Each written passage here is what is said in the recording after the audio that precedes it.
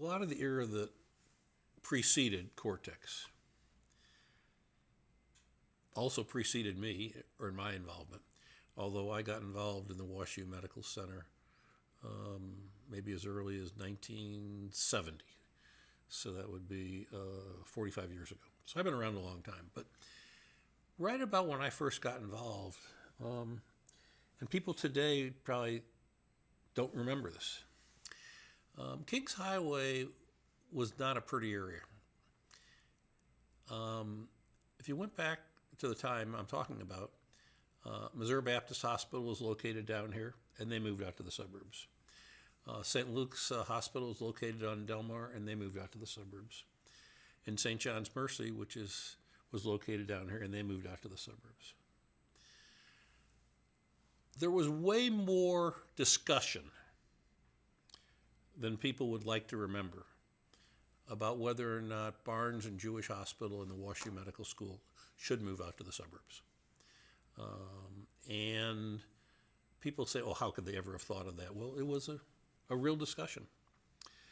And the result of that, which I was not involved in, was the university, and Bill describes it as under the leadership of a real estate fellow named Ray Witkoff, decided, well, we're going to stay, but we've got to improve this neighborhood. So they set up the Washington University Redevelopment Corporation.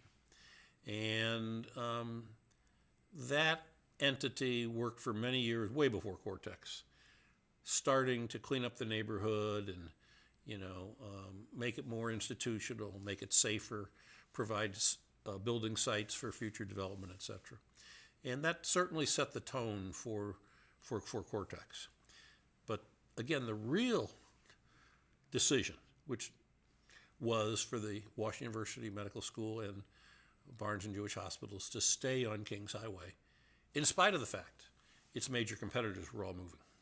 Well, it only piggybacked in the sense that I think the Washington University leadership felt very good about the redevelopment efforts, and they had accomplished a lot of their goals. And I won't say it was dormant, but it was tailing off.